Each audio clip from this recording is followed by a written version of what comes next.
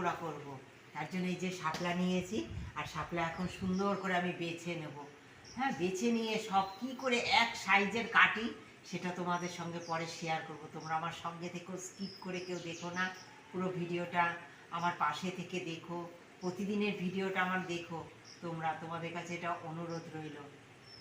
বললাম শাপলার পকোড়া করব, দেখো সব কটা দেখো এক সাইজের আমি সুন্দর কেটে নিয়েছি। এক চিমটি তেলের মধ্যেই আমি এই শাপলাটা একটুখানি হালকা ভাপিয়ে নেব। এই একটু নুন দিয়ে দিলাম আর শাপলাগুলো দিয়ে দেবো, একটু হলুদ দেবো সামান্য, দিয়ে একটু আমি একটু হালকা করে নেবো, এটা একটু নেতিয়ে নেবো, পাতিয়ে সিমে বসিয়ে রেখে দেবো 5 মিনিট। তাহলে কি হবে, এটা সুন্দর নরম হয়ে যাবে। ঢেকে রেখে দেবো আমি সুন্দর। পকোড়ার ব্যাটার বানাবার জন্য আমি দেখো সাবুত গুঁড়ো নিয়েছি, বেসন নিয়েছি, কালো জিরে নিয়েছি, সামান্য লঙ্কার গুঁড়ো, জিরের গুঁড়ো, একটু হলুদ, একটু নুন, আর নিচ্ছি এই যে সামান্য পেঁয়াজ আর রসুন, এই যে অল্প একটু এই বেটে নিয়েছি।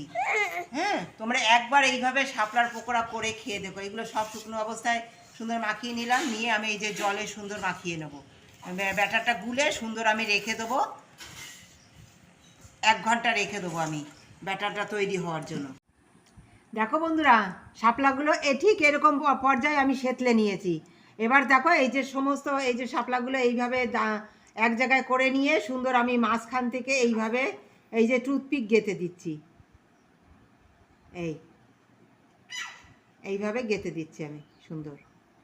তারপর তোমরা আমার সঙ্গে থাকো, দেখো পকোড়াটা কীভাবে তৈরি করি আমি। বন্ধুরা, ব্যাটারটা ঠিক এরকম হয়ে যাবে, যেহেতু সাবু দেওয়া তাই জন্য ব্যাটারটা ঠিক এরকম রাখবে, তলে ঠিক যদি পাতলা করো না তাহলে এর গায়ে ঠিক লাগবে না। ব্যাটারটা ঠিক এরকম মোটা রাখবে, তাহলে আর এর গায়ে সুন্দর লাগবে। আর দেখো এই শাপলাগুলো যখন লাগাবে না, 2 পাশে যেন একটু ফাঁকা থাকে, মাঝখানের দিকে যেন ওই শাপলাগুলো সব ঢুকানো থাকে। আর এই অবস্থায় দেখো আমি সুন্দর লাগিয়ে নিয়েছি, লাগিয়ে নিয়ে সুন্দর আমি দেখো দিয়ে দিচ্ছি। দেখো বন্ধুরা, এটা কত সুন্দর দেখো খাস্তা হয়েছে, তোমরা আওয়াজে শুনতে পাচ্ছ।